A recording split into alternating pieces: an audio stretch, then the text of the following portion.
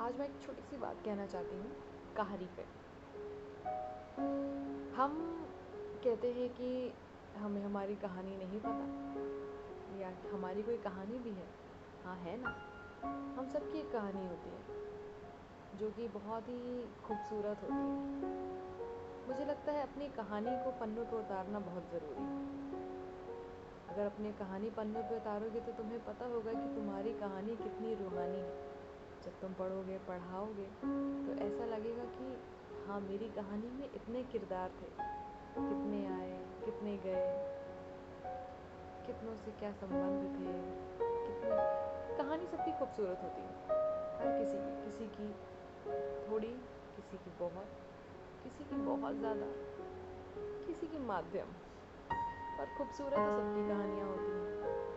तो क्यों ना अपनी कहानी को रूहानी बनाया जाए, उसे पन्नों पे कुछ उतारा जाए, कुछ सुनाया जाए।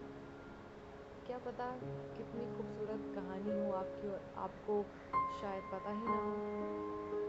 कोई दूसरा सुने तो कह पाए कि हाँ, मेरी कहानी से ज़्यादा बेहतर है तुम्हारी कहानी। मेरी कहानी के पात्र इतने इतने एक्साइटेड नहीं थे, इतने रोमांचक नहीं थे जितनी तुम्हारी कहानी के हैं।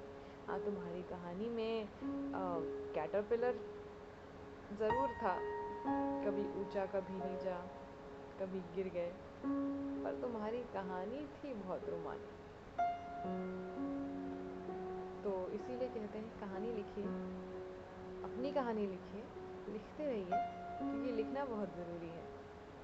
अगर आप लिखेंगे तो आपको किसी ऐसे दोस्त की ज़रूरत नहीं पड़ेगी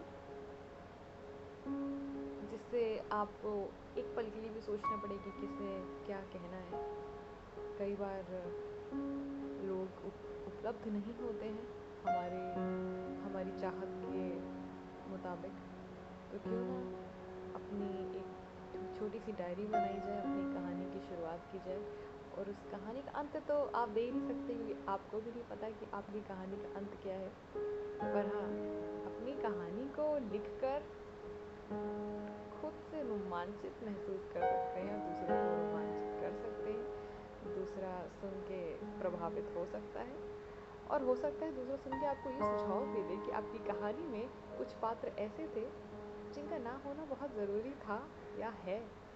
तो क्या पता, बस लिखिए अपनी कहानी।